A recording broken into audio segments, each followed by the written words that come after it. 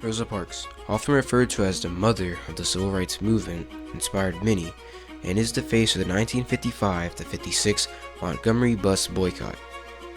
All it took was one woman to spark the bus boycott that would go on for over a year and be regarded as the first large-scale U.S. demonstration against segregation.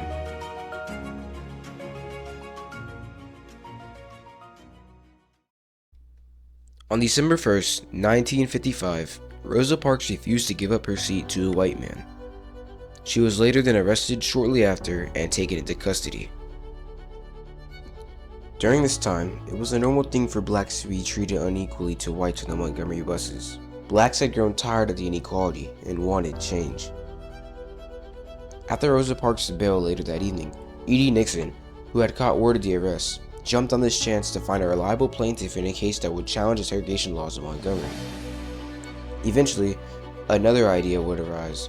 The black community of Montgomery would boycott the buses on the day of Parks' trial, December 5th, 1955. Rosa Parks is now becoming the face of the bus boycott, and which truly was a turning point in history for equality and justice. Why you didn't sit in the back of the bus that day? About the third stop from where I voted the bus, there were some white people got on, and they took all the front seats and left one man standing. And when the driver saw this man standing up... White man? Yes, he was white. They had sent flyers everywhere, notifying blacks in the community of the boycott. The day of the trial, where Rosa was found guilty of violating segregation laws, many blacks in the community were protesting against the buses. Seeing how many blacks had been protesting, Nixon and some ministers formed the MIA, also known as the Montgomery Improvement Association, to direct and manage the boycott. As the blacks protested, they faced violence and other forms of oppression. They faced threats, bombings, and the possibility of losing their jobs from no longer having the speed of taking the bus. With all these risks in mind, the black community kept walking. Rosa Parks was truly leading the black community to justice. The passenger didn't ask for the seat at all. They didn't say anything, but just found a place to stand.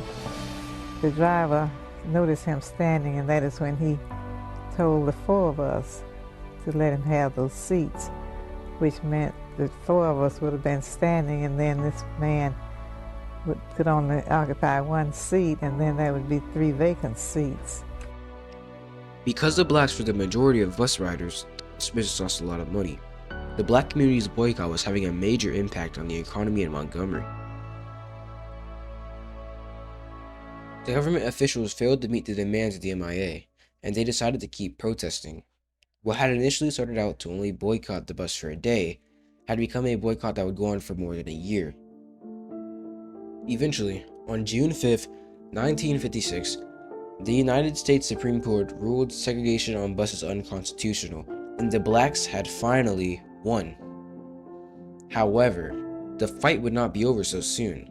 The black community would have to keep walking until the government put the new laws into effect, which would take quite some time. On December 20th, 1956, the federal decision went into effect. The success in Montgomery inspired other African American communities in the South to protest racial discrimination and galvanize the direct non-violent resistance phase of the civil rights movement. The movement was having a widespread effect and became a turning point in history that would lead to the end of segregation in the United States forever. But you weren't supposed to sit next to a white man. That was the rule then. So you did not get up? No, I didn't. Do you know why? Yes, because I didn't think I should have to get up. I had already paid my fare, and I'm sure he didn't pay any more than I did. And I didn't think that once we take a seat, even in under the segregation conditions, that we should be made to stand up in a crowded bus. Are you bitter over it? No, I'm not. Why not at this time. Well, in fact, during our protest in Montgomery, we did have some white people who joined with you? Joined with us, and they suffered a great deal. The movement showed that it was not a movement of white against black, however wrong versus right. The driver who kicked Rosa Parks off the bus, James F. Blake, has even come out and said that he was just doing what he was told.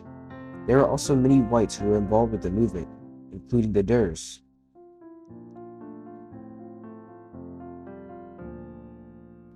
The only true villains were the people in power who wanted to keep blacks down and not give them the equality they deserved.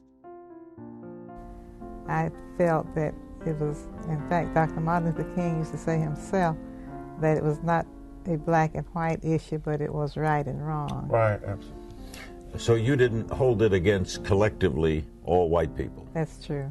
I did not. What then did you do with your anger?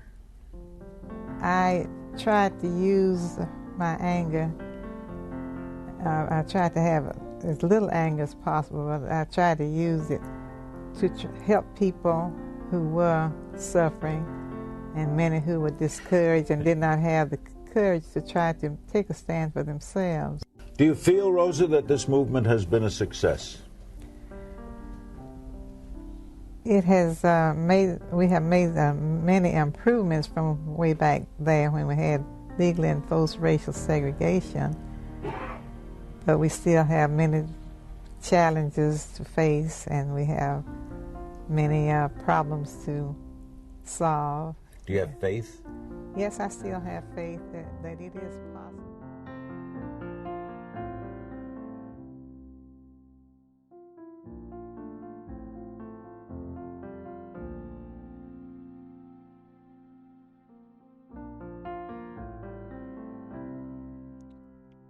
So what now? What's the solution to this problem? While the Montgomery bus boycott was a start to a long struggle in America, it certainly will not be the end. There will be more to come.